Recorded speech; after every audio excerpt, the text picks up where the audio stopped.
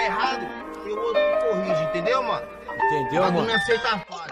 E é o certo pelo certo, cerrado é nossa cria. Dos leque anda descalço, o chambari da nossas tia. Poeira na garganta, o passe do eixão. Nem o rango do bambeco tira a fome dos irmãos. Dos freestyle lá da sul, até os Aureni. Os leque vida louca das rodadas de free. Família quer crescer, a união dos irmãozinhos. Salve BDG, continue um só caminho. Zona Sul é nossa casa. Sobre a regularização fundiária, também estava no nosso plano de aula, mas quando a gente trata de regularização, a gente também trata sobre o direito à cidade, que é o cunho principal da nossa disciplina, né? E vir no Taquari, vir na Capadócia é realmente a gente conseguir entender de fato como as coisas acontecem realmente, né? Como que esses processos eles se dão. Então, fazer esse trabalho fora da universidade, a gente conseguir acessar outros espaços, a gente consegue fazer esse levantamento com os nossos próprios olhos. Então, para além da gente entender o que a REURB fala para a gente em lei, é necessário a gente entender o que esse processo, como esse processo está se dando aqui nesse espaço, né? Você ser limitado de um direito e isso sucessivamente vai te limitando de outros.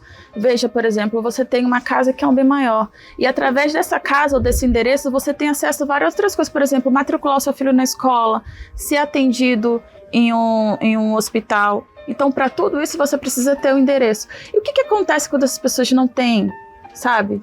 O que acontece quando essa atividade, essa política, ela não consegue atingir ou acessar essa população?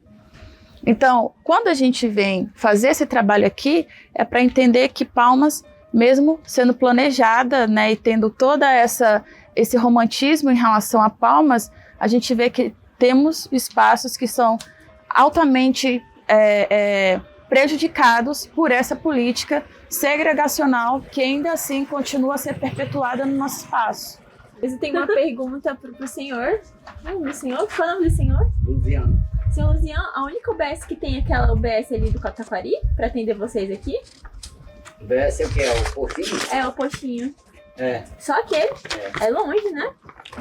É longe, então você vai pensar uma UBS para atender todo esse espaço. Assim mesmo, o atendimento é péssimo, porque assim, a gente, às vezes eu queria fazer um tratamento de dente, aí a pessoa atende só no começo do mês, para eles marcar a quadra, a T. E quando às vezes não tá lotado o mês já, né? Você tem que esperar o outro mês. O que acontece? Porque o que a gente vê quando a gente trabalha com política de saúde é que tem que ter uma OBS para as quadras, né?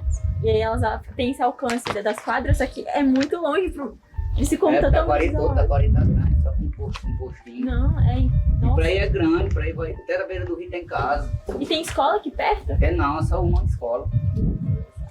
Duas escolas, a creche, 3. É 2 creches e a escola Maria do Reis. E tem ensino médio essa escola? Acho que não. Não, isso é ensino fundamental. Então as crianças têm que sair daqui pra ir pra mais longe. Então você vê essa questão A amiga minha, ela fez até o 9º ano aqui no Maria do Reis. Aí ela saía daqui 5 horas da manhã e ia pro IFPO. Ela fez ensino médio lá. Isso é um absurdo. Tirando também a falta de movimentação de ônibus, né, por aqui, que é praticamente precarizada. Sim. Então aqui a gente já falou sobre o raio de abrangência que dentro de um planejamento urbano é preciso para colocar esses equipamentos e que não são efetivados.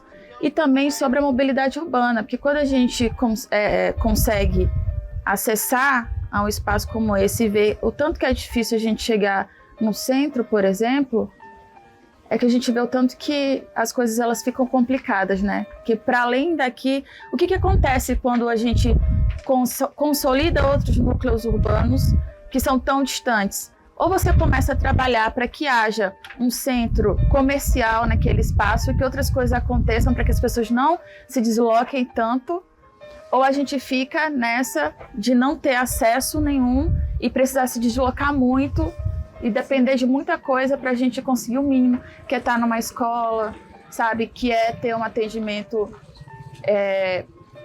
de saúde. Então, assim, existe uma classificação também dentro da regularização fundiária, que são os núcleos urbanos, né? Então, os núcleos urbanos com as suas características, suas especificidades, e os núcleos urbanos que são consolidados, por exemplo, que estão dentro da área, dentro do perímetro da cidade, mas que não condizem, por exemplo, com a legislação específica dentro desse espaço, né?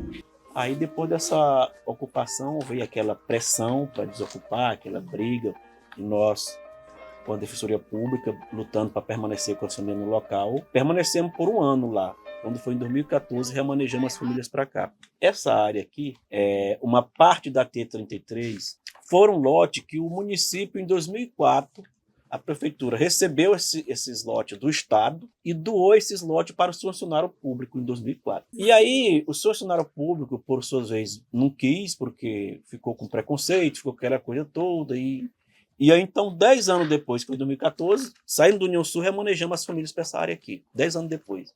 Mato. Entramos aqui na madrugada com essas famílias aqui. Já existe um mapa igual esse aqui. Esse aqui. Já existia, só que nós não cumprimos essa metragem, essa medida aqui. Porque uma quadra dessa aqui, uma quadrinha dessa aqui, tem cerca de 20 lotes nesse mapa aqui. Mas aí nós colocamos 22 famílias. Então não obedecemos a medida para poder caber o nosso pessoal que nós estávamos remanejando de lá para cá. Esses lotes, ou seja, 10 anos depois que eles receberam aí da prefeitura, desocupado, vazio. Dentre eles, alguns que tinham recebido da prefeitura chegou a escriturar e outros não. Aí começou a briga na justiça individual. Aí aquele que tinha um lote que recebeu como da prefeitura e não escriturou, ele estava conseguindo ganhar essa causa. Agora, aqueles que foram cerca de 100 lotes, que havia sido escriturado, aí nós estávamos no sufoco. As famílias nossas estavam sendo despejadas, estava aquela briga toda, e aí a gente estava socorrendo essas famílias que estavam sendo despejadas para uma outra área, e terminou que ocupamos essa área que era destinada para como APMs, né? Aí terminamos remanejando para essas áreas aí para ver se o família não ia sair despejado e a gente teve que colocar nessas APM. Mas sempre respeitando a outra parte das áreas que estava destinada para a construção de equipamentos públicos, porque tem essas exigências no plano diretor, tanto o metro quadrado ser destinado para a construção de equipamentos públicos. Aí nós respeitamos uma área que ela está vazia. Tem o histórico também das casas, né? Sim.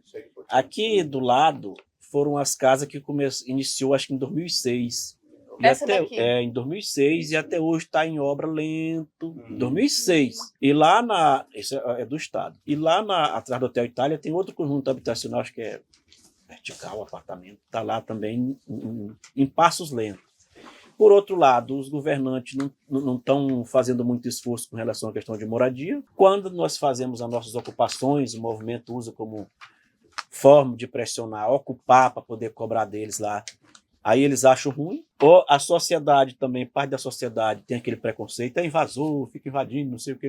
Então a sociedade precisa conhecer o porquê que às vezes o movimento tem que fazer isso, certo? Por que é necessário fazer isso aí? Por uma falta de vontade política de trabalhar a cidade para atender a sociedade. Palmas, a gente fala que é tido como uma cidade planejada, eu digo que é desenhada, porque tão nova, mas tem problemas de grandes metrópoles.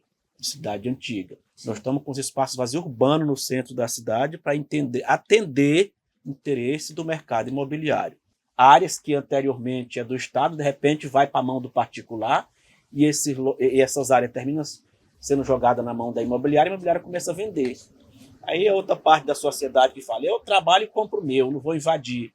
Aí termina comprando um objeto que é fruto, vamos supor, que era área do Estado e que está a serviço de enriquecer alguns por aí. Sim. Que é esse pessoal que está aí controlando o Estado. Quando a gente pergunta assim, quem é que governa o Estado? Os caras dizem é o governador. Eu sempre digo que o governador é apenas um fantoche. Eu acho que tem todo alguém por trás, é alguém das construtoras, é alguém do setor de mercado imobiliário que banca a campanha, aquelas campanhas caras que o cara ganha as eleições. Aqueles caras é os que mandam. Né? Aqueles caras é o que governam, aqueles caras que digam eu quero indicar fulano para o setor tal e assim vai. O cara é apenas um porta-voz desse setor todo que fica por trás. E a REURB foi solicitada pelos moradores? Na verdade, a Olívia ela já até fazia um trabalho aqui, já conhecia, né, aqui a luta da comunidade Capadócia e veio a intermédio dela, esse processo todinho aí, né? A chegada dela querer trabalhar aqui a questão, utilizando esse instrumento que é a REURB, foi de iniciativa da professora Olívia. Eles fizeram um projeto de pesquisa, né? Eu lembro que quando eu ainda estava na faculdade, a gente fez os primeiros levantamentos aqui. Ainda tinha muita quadra sem asfalto. O único lugar asfaltado, na verdade, era a avenida principal. Sim. E a gente fez esse levantamento e depois ela fechou um projeto de pesquisa. Começaram a fazer esses levantamentos e mapeamentos, juntou com o NUPREF, e aí fizeram essa intervenção para regularização. Não, foi solicitada a REURB, eu vi o decreto, eu acompanho, né, todos os trabalhos dos decretos e tal, só que o decreto da REURB, né, ele termina, às vezes, não dando a efetividade necessária e tal. O que eu tenho acompanhado é que existe, a prefeitura agora ela está trabalhando em algumas áreas. A semana passada eu estava lá em cima, lá no Lago Norte, né? Também trabalhando lá.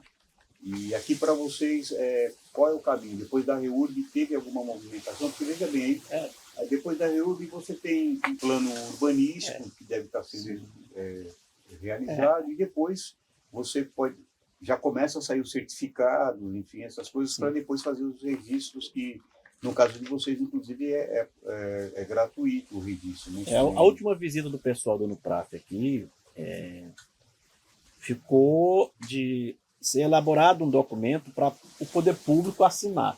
Porque claro que não tem como ser feita essa regulação sem envolver a prefeitura, claro que tem que envolver. E aí isso está lá. Deve ser a aprovação do projeto. Aprovação do projeto de regularização. Já deve ter sido aprovado, porque... Lembra que a Andressa falou com a gente que estava muito feliz, porque já ia acontecer esse trabalho no Capadócia, que já tinha aprovado, né? Porque, veja bem, eu tenho muito claro, esses processos de regularização, eles estão muito voltados ao processo eleitoral. Isso aí não dá para a gente separar, tá?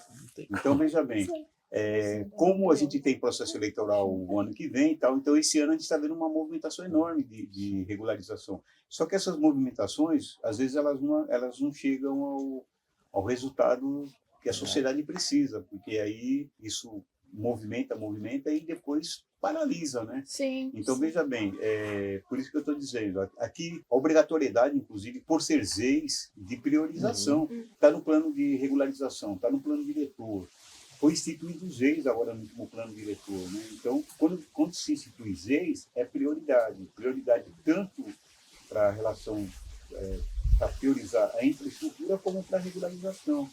Então, assim, por que isso fica paralisado? Né? Por que isso não anda? Por que isso não se resolve?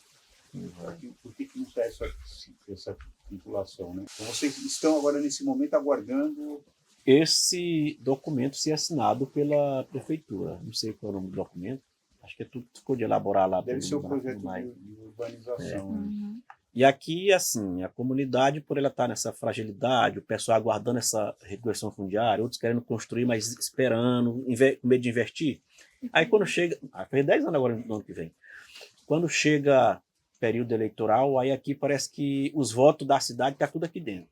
Você vê aqui que tem vezes que a reunião de vereador é um numa esquina, outro na outra, ali aquela briga, aquele fora. Porque se aproveitando do pessoal que está tudo ansioso, aí vem com aquela... promessa, aquela coisa, se aproveitando dessa sede que o povo tem, dessa regularização, aí vem prometer coisa e assim vai sendo todos os processos eleitorais. 10 anos agora, em 2024, que estamos nessa área aqui. Entramos em 2014, vai fazer 10 anos agora, no ano que vem. Seu Wilson, eu achei muito legal que o senhor falou dessa questão das pessoas terem preconceito, né, com essas áreas. Só que se eu para pensar, depois que eles tomam posse dessa área que antes era do Estado, eles muram. Não. Sim, depois eles que criam, né, um espaço depois que foi feita aqui a ocupação, que caímos para cá de madrugada, e quando cada um desses aqui começou a fazer a limpeza do seu espaçozinho aqui, cair para dentro, aí foi rápido, 2 dias depois começou a aparecer, esse é meu, esse lote é meu, aquela briga louca. E esse aqui é meu, começou a briga. Que na hora das ocupações assim, aparecem muitas famílias que não estavam no início da movimentação, e aí você tem que sair dividindo, falando, não, aqui ó, dá para vocês ficarem, não, e assim, se foram 300 famílias que receberam, funcionário público que recebeu esse lote, e 10 anos depois que foi feita a ocupação dessa área aqui, aí essas pessoas, não é nem os mesmos, mas é o terceiro que já compraram deles. Assim. Os caras não quiseram vir para cá com preconceito e foi passando o lote para outro, para outros, para outros. Aí foram aparecendo. Esse documento foi vindo de prova, então eu trago o documento para nós ver aqui, mas a gente queria ter acesso a ele na mão. Qual foi está sendo o nível de participação da população, por exemplo, agora para a realização do projeto urbano, houve várias reuniões, como é que aconteceram essas reuniões? Teve várias reuniões. A comunidade, depois que houve a regulação da energia e a regulação da água, que parece que eles murcham um pouco e digam assim, não, já ganhamos aqui. Aí diminui um pouco a presença nas reuniões. Porque até então, quando a gente realizava as reuniões no começo aqui, era a presença e a participação era enorme deles nas reuniões, nas assembleias que a gente fazia no campo, né? Aí, com o andar da carruagem, a energia foi sendo regularizada, a água foi sendo regularizada, aí parece que ele diminuiu um pouco a participação nas reuniões. Quando se trata de, olha, vamos fazer uma reunião para se tratar da regulação fundiária. Aí a presença é pouca das pessoas. Aí os que não vão, claro, que ficam de lá. E o que foi que deu na reunião? O que deu tal? Mas se fala assim, vai ter despejo para todo mundo, aí no outro dia tá cheio de gente na reunião. Aí, mas no início a frequência deles na Assembleia era gigante. A Associação de Moradores aqui é consolidada? A Associação de Moradores do Taquari, nós conseguimos fazer um trabalho assim. Teve um processo eleitoral aqui no Taquari, resolvemos colocar alguém daqui para fazer parte lá, porque o pessoal de lá tinha um preconceito contra a ocupação. Fizeram até um documento, uns 4 candidatos à eleição de bairro aí. Como é que eles colocaram um documento, uma frase? Nós, cidadão de bem, que moramos aqui no Taquari há mais de 20 anos, querendo, tipo assim, jogando a entender que as famílias que estão aqui a menos dessa data não era de bem. Aí, mas conseguimos fazer uma chapa e conseguimos, o Antoniel, que mora ali, é o presidente, o professor Antoniel, presidente da associação. Ele mora aqui nesse canto, né? Na época, nós tínhamos colocado a Eliane Marinho, lá da T30, como presidente, ele era o secretário, e o vice era daqui, ele era o secretário. Fizemos a chapa assim. Então, vamos fazer a nota aqui das ocupações. Fizeram de tudo para proibir as famílias de não participar das eleições, mas o estatuto dava direito. Pensando assim, não, eles não têm energia regularizada e nem água, vamos colocar aqui. Só podem votar se tiver o comprovante de endereço, colocar assim. Mas só que tinha pessoas aqui com comprovante que era um padrão coletivo. Ali na T32, umas famílias que moravam no padrão coletivo. Para poder participar e ter acesso a outras coisas que a gente tinha acabado de falar, né? É porque na eleição de morador, para você votar, você tinha que comprovar. Aí eles criaram essa regra para ver se diminuía a quantidade de pessoas que moravam em ocupação de votar. Mas tinha famílias ali que estavam numa área provisória, que o Estado colocou elas lá até os apartamentos sair. Mas, enquanto isso, o Estado lá, com a Energisa, colocou um padrão coletivo. No dia da votação, essas pessoas levou esse talão. Aí, um na fila, um passando por outro, os outros ficam indignados, está errado. Eu falei, não, tá certo. Está atendendo a resolução eleitoral. Vocês disseram que eles têm que ter o comprovante de endereço deles, aí o comprovante de endereço deles é esse aí. Isso é coletivo. Coletivo. Não vai passando Existe por algum outro. espaço ainda aqui no Taquari ou na Capadócia, especificamente, que ainda não tem água e energia? Ou toda a Capadócia já está... A Capadócia, toda ela já está atendida com a água e energia. Eu não sei dentro de Taquari se tem alguma outra área assim na situação. E a T30 é uma ocupação que ela não está atendida com água regularizada. A T30. Que é coordenada pela Eliane Marinho. Ela não é atendida com água regularizada. E lá sofre impasse direto. Briga. Outra ocupação que tem ali na T30. Já foi feito o trabalho de divisão dos lotes aqui, do campo? Na verdade, aqui já existia esse mapa, igual eu falei aqui, que é esse antigo, que é o que a prefeitura doou para o funcionário público. Só que com a nossa chegada, nós não obedecemos isso aqui. Isso aqui não cabia. Não cabia o nosso povo. Então, um lote desse, uma área dessa aqui que tem 10 lotes, termina que tem 22 famílias. Entendi. Entendeu? Aí tá assim, aí vai ter que fazer de acordo com o que está hoje. Tem que fazer... um novo... Isso não foi feito ainda, né? Não foi feito ainda. Ficou de ser feito, acho que é por isso que a gente tem que envolver a prefeitura nesse processo, claro. Então, a regularização no Estado, né? O EDI da Secretaria de Patrimônio da União, ele fez uma entrevista comigo. Eu tenho um programa no rádio que a gente fala sobre cidades. E aí ele foi falar um pouco da regularização no Estado. Eu falei que em Palmas, aí eu falei, em Palmas, como é que tá? E, na verdade, em Palmas tem pouquíssimas terras da União aqui para... Porque, veja bem, eu fiquei bem animado com a fala dele. Eu não sei se isso vai em frente, mas ele fala o seguinte na entrevista. Ele falou assim, no Tocantins, pobres vão morar ao lado das mansões, porque o que está acontecendo?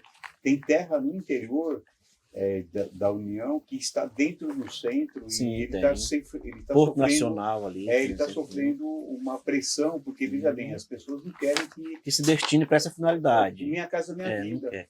Entendeu? Aqui em Palmas nós temos as áreas que temos em Palmas que pertencem à União, hoje elas não dá assim para ser elas mesmas ser doadas para essa finalidade, porque são menores. Mas o valor em si é maior. Então acho que tem um projeto de fazer uma parceria, uma permuta com a prefeitura, da prefeitura entrar com uma área maior, pegando essa outra área menor, mas em valor, espécie maior.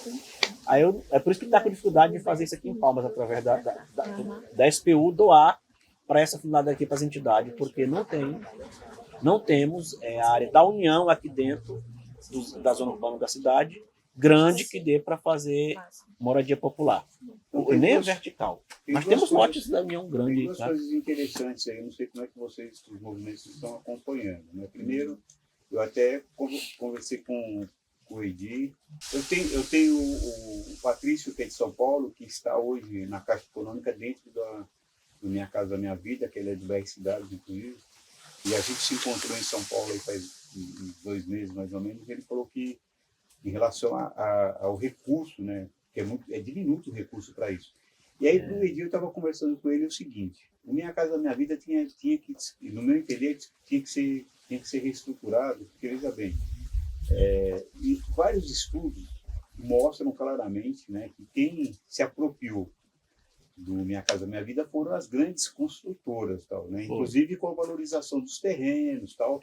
Aí até citei um exemplo, Araras, aqui em Palmas, que está lá. Fizeram até um trabalho, um levantamento também em São Paulo em relação à MVRV. Então, foi mais uma vez eles usufruindo, usurpando aí. O que acontece? Então, veja bem, os estudos apontam aí que entidades chegam a ser 3%, 4% só, né, desses recursos.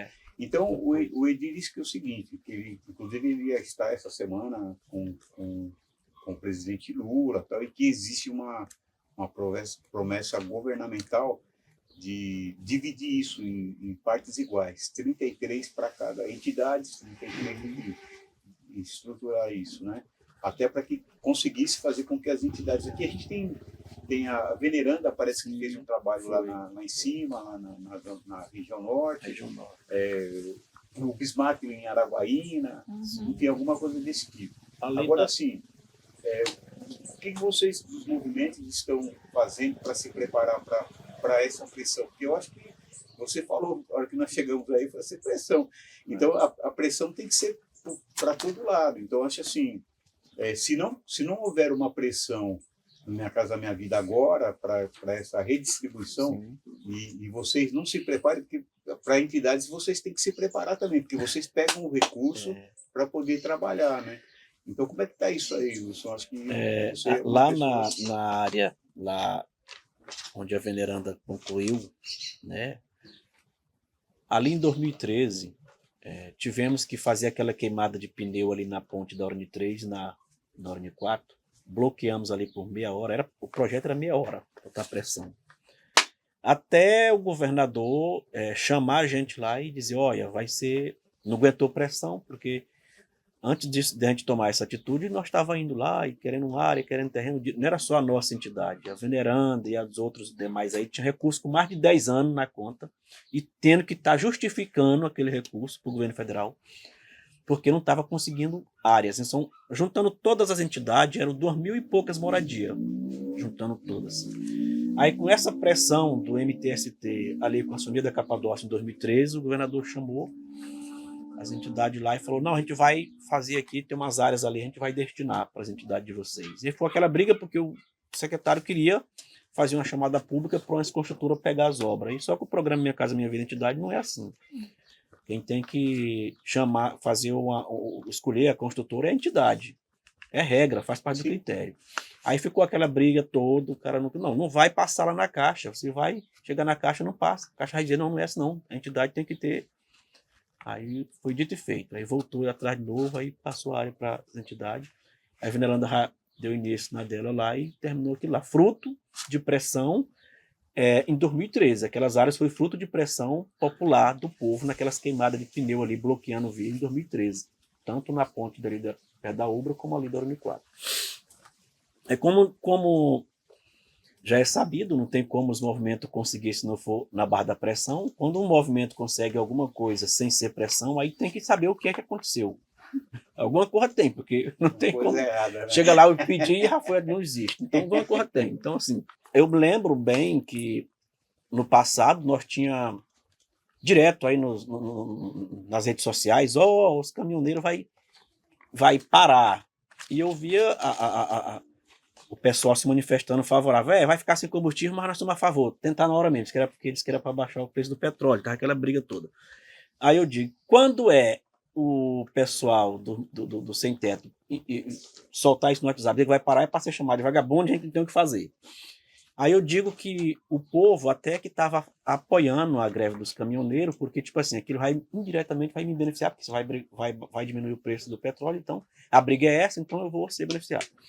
Então, por isso que estava fazendo ele ser sensível à causa e à luta dos caminhoneiros. E quando é o sem teto que vai bloquear uma via, não aceito, não concordo, se é corrente que tem o que fazer, é porque ele não vai ser beneficiado com pelaquela luta, pelaquela causa, mas também não é necessário a causa do pessoal. Então, é por isso que eu digo, um pouco de egoísmo aí, porque se for para diminuir o petróleo, os caminhoneiros vão parar o Brasil, aí então vamos ser a favor, porque é para diminuir o petróleo, nossa cidade precisa do petróleo. Agora, se for o sem teto lá, que está brigando por moradia para eles lá e botando pressão, não sou a favor, porque isso a gente não tem o que fazer. E aí a gente, aqui em Palmas, a gente tem que fazer o trabalho de mobilização, porque esses últimos 6 anos, o programa Minha Casa Minha Vida, entidade aí, o recurso, não foi disponibilizado recurso. A prova disso é que a área que nós conseguimos lá, próximo à Praia das Anjas, a Veneranda até conseguiu a tempo. Aí o outro governo entrou aí e cortou o recurso. É muito meio que hipócrita, por exemplo, dizer eu sou contra invasão, eu não aceito invasão, e também aqui, quando assume governo, não fazer um trabalho por onde isso não aconteça. Aí é meio hipocrisia.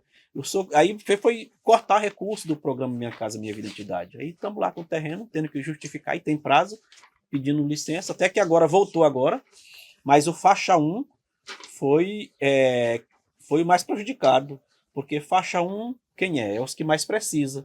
Faixa 1 é aquelas famílias que recebem, não sei como é que se atualizou agora, de 0 a 1.800 por mês. É aquela família que recebe de 0 a 1.800 por mês. Aí o faixa 1 foi cortado. E passamos 5 anos aí sem construção de casa por faixa 1. As últimas casas que foram construídas em Palmas, por faixa 1, foi o Jardim Vitória. Ainda foi recurso oriundo de uma emenda parlamentar do senador Ataíde, quando a Dilma era presidente. Aí de lá para cá não saiu, não teve recurso mais para faixa 1.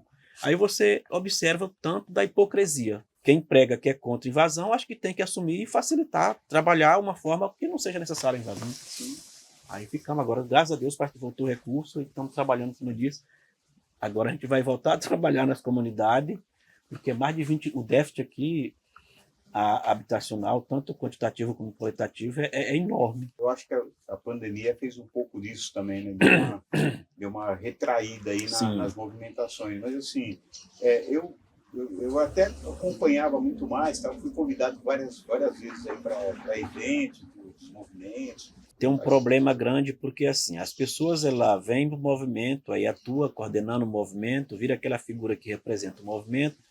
A gente um cara sozinho não dá conta de trabalhar essa questão aqui. Eu estou na coordenação nacional do movimento, passei por outros movimentos, é quando a gente consegue fazer um grupo de pessoas que quer coordenar o movimento, quando pegam-se um papelzinho, uma funçãozinha de destaque, já começa a politicar, já começa a se vender politicamente. Aí isso a gente tem que parar para desvincular, porque isso é que, se está fazendo aquilo é com intenção política. Eu estou desde 99 militando em movimento, coordenando, comecei pelo Santa Bárbara, tinha 19 anos. Agora estou na Vila. A Vila Grotins foi fruto de luta também, uma área que o governador Gaguinho deu pro Dito do posto Petrolíder, né? Ali. Aí era zona rural, nós caímos para dentro lá, é briga feia. Aí, claro que na hora lá que a gente entra naquela área lá, a gente sabia que era do Estado, o Estado deu pro cara, dono da rede de posto Petrolíder, para depois ele criar condomínio. Mas quando a gente cai para dentro, a mídia não conta essa história. Ela só diz, gente invadiu a terra aqui de particular. Não é particular, a terra é do Estado, que o Estado doou para ele, e nós estamos resgatando o que é do Estado para estar a serviço do povo, da coletividade. Ela não conta esse detalhe, mas lá estamos lá também. lá já estendeu para a área urbana lá também. Né? Lá tá assim, tá dentro do perímetro urbano, mas lá na audiência do plano diretor que houve em 2018, colocaram como perímetro urbano, mas tem umas cláusulas lá que fala que para permanecer com característica do rural, tal, aquela coisa toda. Tá. Quais E os assim, movimentos que estão atuantes aqui? Assim, em Palmas, os Movimento movimentos. Nacional de Luta pela Moradia. Os movimentos que tem um histórico em Palmas aqui, o MNLM, porque Racho chegou a fazer a ocupação em Palmas, aquela briga coordenada pelo Bismarck, foi quando Tem também. Sim, 306 Sul ali. O Santa Bárbara é fruto também de luta pelo MNLM. Eu estava na coordenação do MNLM. Outra coisa, em Santa Bárbara, eu acho que, inclusive, é uma injustiça a gente na universidade não ter nenhum trabalho, uma tese de doutorado, uma dissertação de mestrado falando de Santa Bárbara. Porque Santa Bárbara foi um exemplo, né?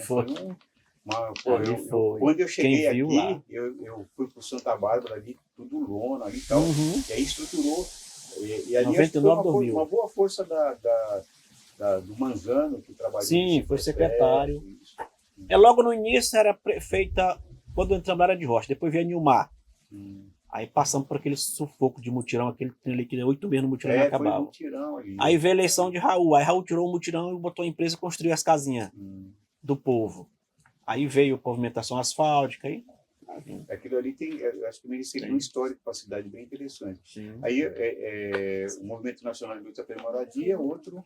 E o MTST, que é outro, que é esse que a gente coordena, que fez essa luta e aderiu a fazer a ocupação para ver se conseguia fazer uma pressão aí, botar a pressão no OPM poder público. também, né? A OPM, a Organização Popular, tá. De moradia pelo Josafá. Falta a OPM fazer uma ocupação. Pois é, então, foi em duas reuniões da porque não é OPM brincadeira, também. fazer ocupação. Mas eu acho que eles estão se organizando, viu? Tá. O MTST estão organizados. Quem que está na presidência agora? O MTST, como assim? O movimento é coordenação, né? Cada estado tem coordenadores nacional e a quantidade de coordenador nacional por estado depende muito das ocupações feitas pelo que tem dentro do estado. Aqui no Tocantins, como só é a Capadócia, que foi uma ocupação aí do movimento do MTST, aí por enquanto só tem um coordenador nacional. Aí lá em São Paulo, que é você, mais né? forte, aí tem os estadual aqui, né? Mas aí lá em São Paulo, que é mais forte, tinha o Boulos é porque saiu para disputar processo eleitoral e tem que se afastar, né? Aí se afastou, mas fica outros membros lá da direção, porque lá é mais forte também, o MTST. Nasceu lá, aquela coisa toda, né? Então lá é muito forte o movimento. E o MTST se destacou, virou protagonista nessa luta por moradia, na gestão do governo federal Lula. Por quê? Porque por mais que é um presidente que a gente queria lá, não quer dizer que a gente tem que cruzar os braços. Então a gente continuou na luta, botando pressão, e por isso que virou esse protagonista no país por luta por moradia. Independente de quem está lá, se é um governo que nós queremos ou não, a gente tem que continuar na luta. Não é porque está lá que a gente tem que cruzar o braço. Tá, então o senhor é o coordenador nacional desse movimento aqui no em Palmas. Tocantins. Tá. Eu adorei tudo que o senhor falou. Acho que eu fiquei muito esclarecida sobre pontos que eu não tinha conhecimento. E agradecer ao professor Basoli e a professora Karine. Sou aluna desses dois aqui, nós somos, né? Sou a Gabriele, sou do 5º período do curso de Direito da Universidade Federal. O senhor se apresentou, né? Vou me apresentar também. Estou muito feliz dessa aproximação entre a realidade e o que a gente vê em sala de aula. Porque assim como o senhor se sentiu atacado durante esse último governo, a gente também foi muito atacado na educação. A gente foi muito oprimido também. E também a gente tem essa fama de ser balbúrdia. Quem é da federal, a gente tem essa fama. Eu gosto muito dessa fama, porque é o que a gente tem que ser. Eu, como aluna de Direito, eu estagio no Tribunal de Justiça, onde está a demanda de muita coisa de regularização fundiária, e eu vejo muito isso. Primeiro eu falo onde eu nasci em Xinguara, onde o conflito de terra é muito grande. Eu nasci em Xinguara e morei 18 anos num lugar chamado Paracuri, em Belém, onde não tinha nada regularizado também, a gente vivia naquela insegurança, né?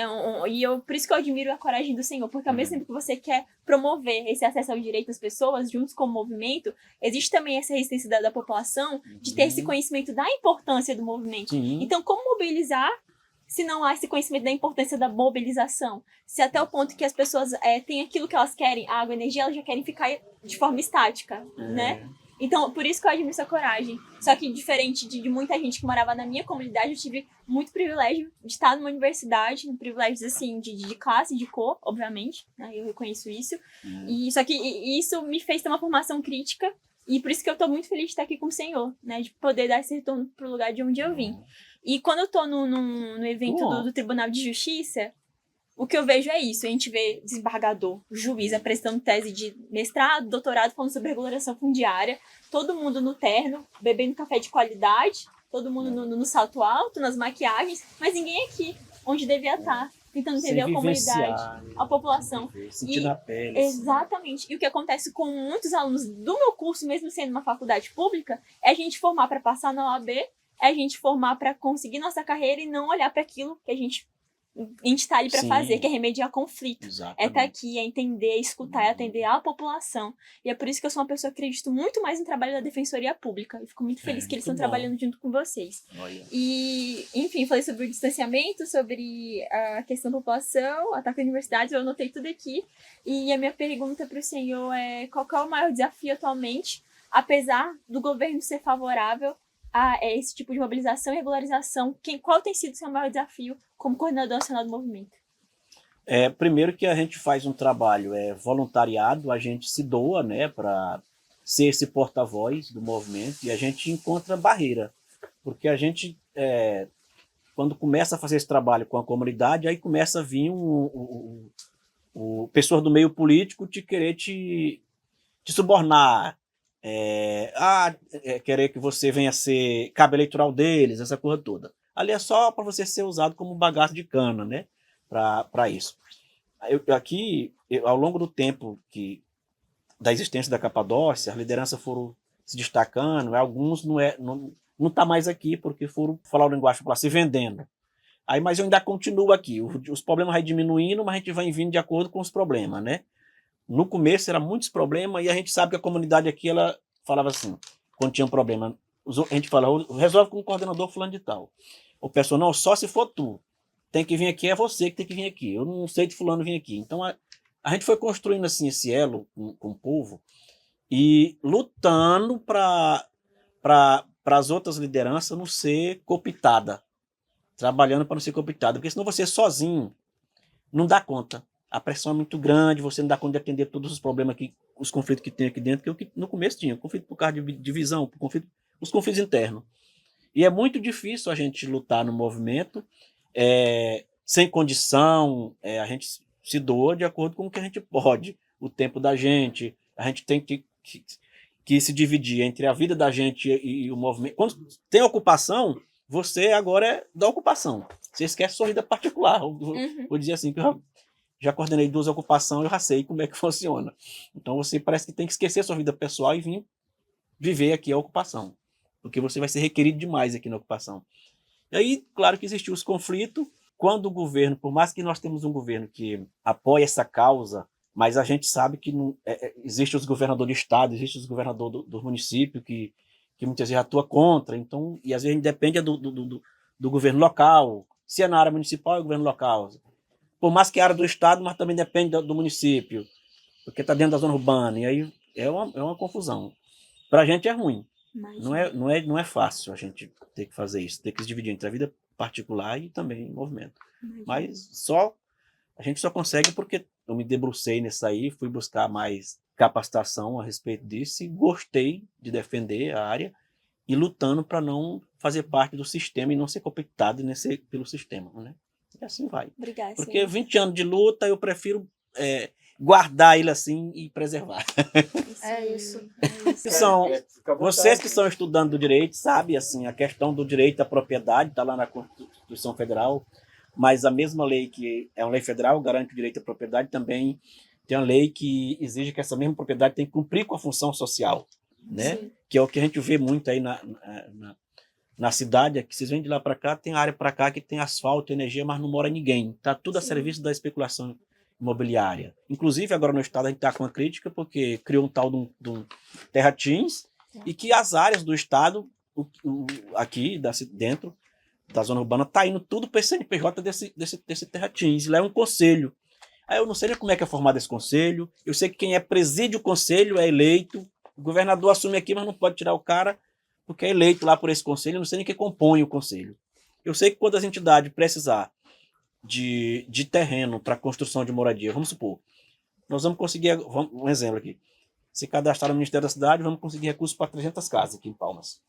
Aí o recurso chega. Quando a gente chega aqui com recurso, chega lá no governo, não, tem que ir lá nesse Terratins, é eles. Aí isso dificulta. Porque, por vez, o governo é eleito pelo povo, pela sociedade, é um cargo eletivo, e termina os poderes sobre doar terreno e repassar ficando na mão de um conselho que quem elege lá, eu não sei quem é que compõe o conselho, foi esse Terratins. Sim. Eu ainda não fui buscar a fundo como é que está isso. Os lotes, as áreas, estão tudo indo para esse Terratins para ele fazer a licitação dessas áreas. O Estado sempre foi É igual a gente fala, e depois vai na União pedir terreno. O Estado vendendo. Foi uma indústria imobiliária aí. As famílias, os nossos trabalhadores, que é a do lar, que está sempre morando longe do centro da cidade, tendo que trabalhar no centro, essa política de estar sempre colocando o trabalhador longe, distante da cidade. Aqui nós temos pessoas que, para poder chegar no centro para trabalhar, estão acordando 4 horas da manhã. É. Aqui na Vila Grotins, a zona rural, eu vejo mulher ali no ponto de ônibus, vamos lá, 4 horas da manhã, para uma mulher pegar o ônibus 5h20 da manhã, é sinal que ela acordou 4 horas. Para poder pegar o ônibus 5h20, para ir chegar no serviço 7 horas. E você observa que da cidade, de uma ponta a outra, a quilometragem que dá, não tinha necessidade disso. Mas é uma política que tem de estar sempre colocando o pequeno longe, como se lá quem mora no centro grande não precisa do pequeno para trabalhar. Chega atrasado, chega estressado, tudo, entendeu como é que é? Territorialmente, nós somos maiores que o Rio de Janeiro. Eu não sou aluna de Direito, né? Sou aluna de Jornalismo. E aí dá pra gente perceber o quanto ainda continuo repetindo que a mídia ela é totalmente elitizada e quanto Palmas vende uma imagem totalmente errada de Palmas, né? Eu sou de Colinas do Tocantins, que também foi um movimento meio que desse movimento, né? Porque meus avós foram um dos primeiros integrantes de Colinas. E, tipo, na nossa cabeça, Palmas é realmente uma cidade planejada, mas quando você sai de uma cidade e vem morar aqui e ver a situação que realmente a gente abre os olhos totalmente. E principalmente aqui que minha família tá caindo. Cara, aqui praticamente quase não tem ponto de ônibus. E os pontos de ônibus que tem, praticamente não passam ônibus todas as horas, né? Não passa. E realmente a falta de mídia aqui, cara, é absurdamente inigualável, porque se você chegar na universidade pública e perguntar, você conhece a Capadócia, praticamente 75% dos estudantes não vai saber o que é Esporte do Taquari e nem sabe o que existiu. Quem nunca veio aqui, o nome Capadócia, que a cidade de Palmas sabe, assim, ó, Capadócia existe. Fala Capadócia, já pensa assim, né? Você vai pra lá? E aqui é uma comunidade como qualquer outra. Então, assim, até que o nome Capadócia, quando nós criamos lá na União Sul a ocupação, nós demos o nome de Comunidade Perium Vive, em homenagem à ocupação de São Paulo, que foi despejada de forma truculenta, a mulher foi estrupada, a criança foi... Então, assim, colocamos o nome Perium Vive lá. Só que a comunidade, ela colocou... Na época, estava passando uma novela chamada Salve Jorge, e lá tinha um ponto turístico na Turquia, né? Isso. Que lá esse ponto é conhecido como Capadócia. Parece uns cupinzinhos que tem lá. E aí o pessoal apelidou que lá era Capadócia, né? Aí o nome pegou, aí o nome ficou Capadócia. E você que está fazendo um estudo de jornalismo, bacana, você vai fazer sua matéria, vai atuar, só que o que vai pro ar, o editor é que vai... Chega a sua matéria, ele vai cortar o que é para ir, o que é para não ir. Porque a mídia hoje, assim, quem são os donos das TVs, né, dos jornais, né? Se você fizer uma pesquisa a fundo, a Globo está lá, a filial dela está aqui, mas quem é o dono dela aqui, o filial? Quem é o dono da filial da SBT aqui? Tem político por trás. Sim, com certeza. Então, assim, aí por isso, quando nós fizemos a matéria lá na Vila Grotins, o Dito foi lá, botar pressão na gente, fizemos ele disse que ele foi lá de manhã. De tarde eu venho aqui para ver se vocês não saíram da área. Então ele falou que de tarde, 3 horas ele estava lá. Aí nós chamamos a TV Anhanguera para registrar ele conosco lá discutindo com a gente. E com medo dele botar pistoleiro, que ele compra o comando aí e tudo. Aí, tá bom. Aí chegou 3 horas, nós articulamos a mídia lá e ele chega, bem na hora. Quando ele vê a mídia, ele volta para trás. Aí eu acho que ele não resolveu encarar. Aí brigou mais o repórter, não, faz meu trabalho, agora se vai pro ar ou não é culpa minha. Aí o certo é que não foi pro ar, foi 3 dias para ir pro ar, e só foi pro ar porque nós tivemos assim, como ele era ligado a um ex-governador, e o outro governador que estava no poder era contrário ao grupo do outro, nós vamos usar eles contra eles. Aí estivemos lá no palácio, falando, rapaz, o povo está indo botar pressão na gente, ameaçando o povo de morte, aquela coisa toda, e tudo. A repórter foi lá, fez a matéria lá e não foi pro ar. Por dessa vinda aí de tarde lá, ela foi à noite pro ar, que o secretário ligou na repórter e falou, e a repórter viu lá e jogou no ar. Eu falei, pronto, agora qualquer merda que acontecer com o aqui é ele, porque foi pego discutindo mais nós. Se tiver alguma Fizeram ação... alguma movimentação aqui por Despejo Zero? Eu acompanhei, inclusive, eu cheguei a publicar um artigo com a Débora, que é uma aluna do Direito, tá? Inclusive eu uso esse artigo que nós publicamos numa outra disciplina que eu trabalho. Com eles aqui, a gente não usa esse artigo. O Despejo Zero, por exemplo, continua ainda a movimentação nacional, né? É o Benedito lá de São Paulo que toca essa movimentação. Eu não sei. Passou pelo Supremo e durante a pandemia foi respeitado em partes, né? Eles seguraram um pouco o despejo e depois disso houve a movimentação no sentido de dar continuidade e tal, né? Nós chegamos a escrever, agora o que acontece, né? Os tribunais estaduais, o CNJ, né, que é o Conselho Nacional de Justiça, obrigou aos tribunais estaduais a criar as comissões. Sim, foi. É isso que esbarrou um pouco. As comissões, e aí o que aconteceu? Isso não foi para frente nessas comissões. Aqui no lado tem a Vila Buritis, que é ali na entrada da Praia de Buriti, uma comunidade de quase 100 famílias, que está agora lá com liminar de despejo. É mesmo? O juiz já deu sentença. Aí a gente está brigando, me chamaram, fizemos reunião com eles lá, eu digo, o fato de vocês, né? cerca de 100 famílias, está lá, Vila Buritis. Porque estão loteando ali, perto do aeroporto, vindo no rumo de cá.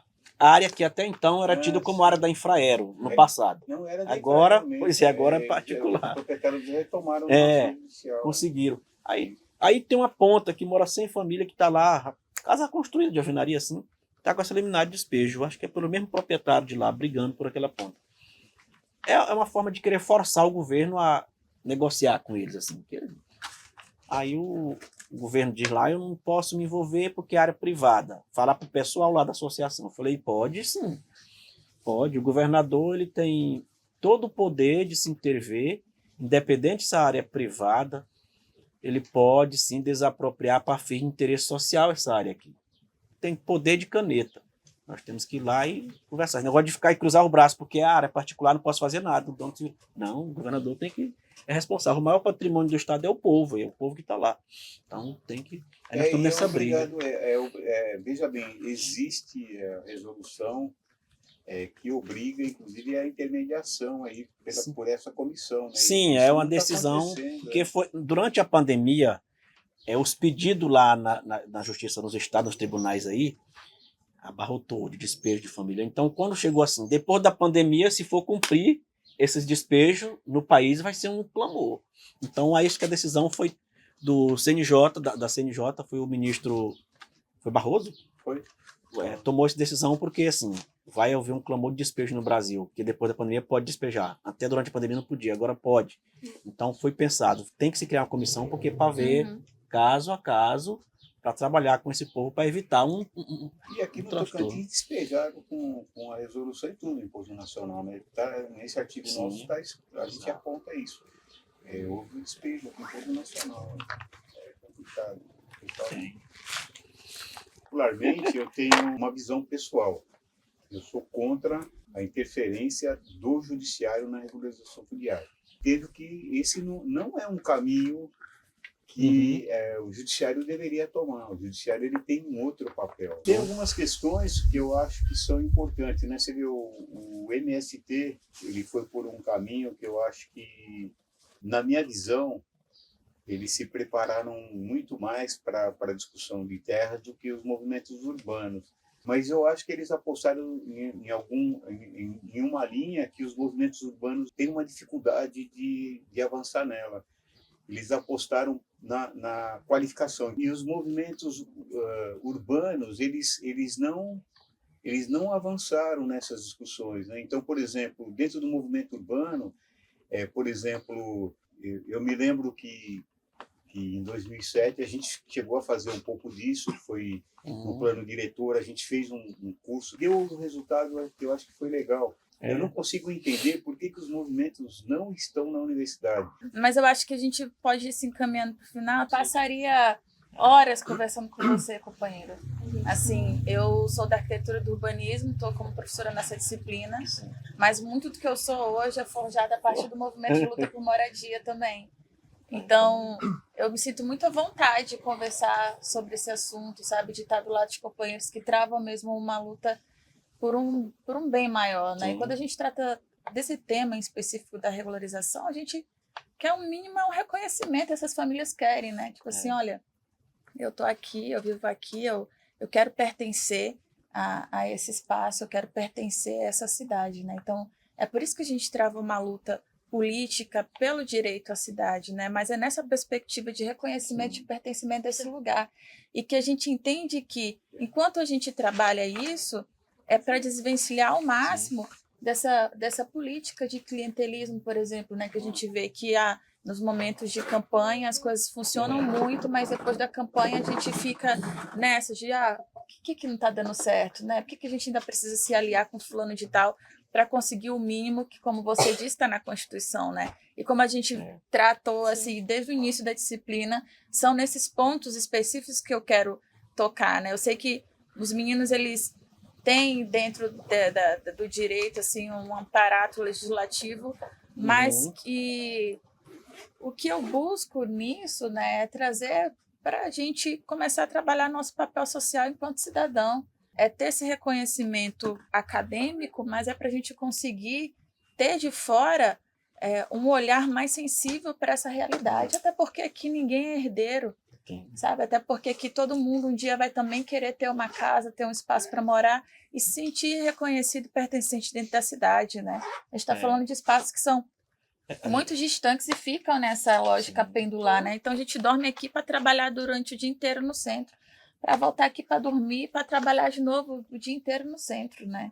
Então assim, enquanto a gente conseguir se destituir, né, se desvencilhar desse papel e conseguir entender que esse projeto é um projeto que é trabalhado com a população, que é trabalhado com políticas públicas e com as pessoas que estão responsáveis por essas políticas, que deviam ser pessoas comprometidas, né, de continuar o trabalho de impedir cidades que continuam a ser excludentes, né, continuam nessa lógica de exclusão das cidades, né, e entender que o nosso papel é isso, né, conseguir, nem que seja de pouquinho a pouquinho, elucidar as pessoas em relação a isso, fazer com que essa tomada de consciência que seja individual, mas que seja um processo também que parte de uma coletividade, né?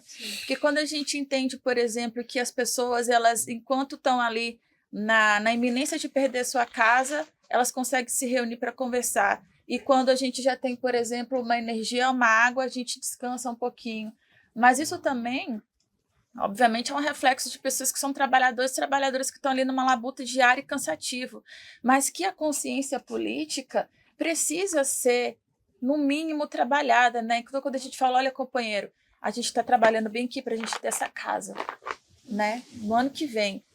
Mas que antes da gente ter essa casa, vamos sentar e vamos entender, no mínimo, assim, o que esse povo esse povo grande está falando para a gente sobre legislação, sabe? Sim. É ter uma consciência de que o nosso papel na academia é conseguir conversar com uma pessoa que não tem estudo e fazer com que ela entenda qual que é da legislação dentro disso.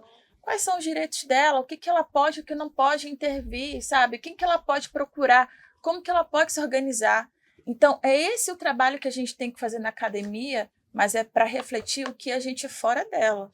Porque não tem como a gente trabalhar no social só na academia, sem estar junto com os movimentos sociais e sem estar junto com os trabalhadores e trabalhadoras, né? Então, meu muitíssimo obrigada. Eu fico muito feliz, assim, muito contente de estar no espaço, da gente conseguir trocar uma ideia sobre isso, da gente conseguir sair daqui muito mais consciente do que é a Capadócia, por exemplo, né?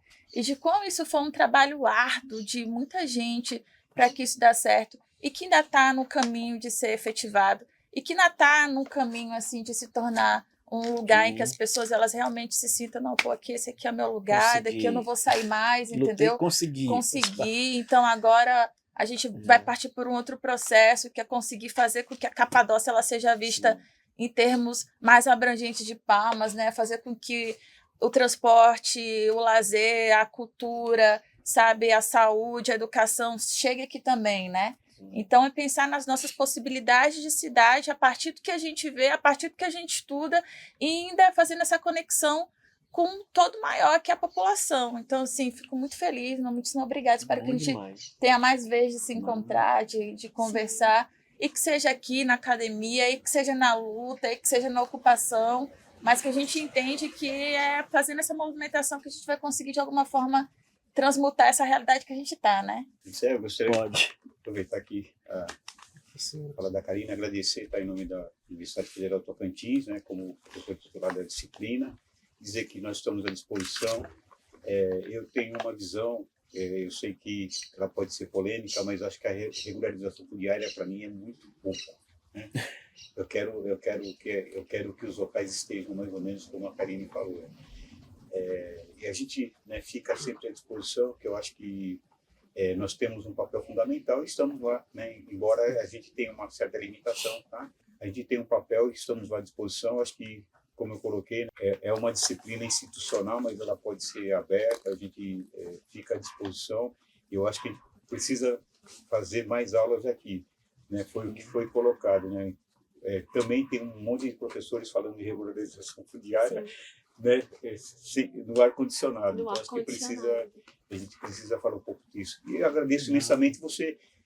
Aliás, né, você sempre nos recebe aí, sempre é muito atencioso. O senhor tem que ir para lá. Acho que o senhor que vai ensinar a gente a ser gente também.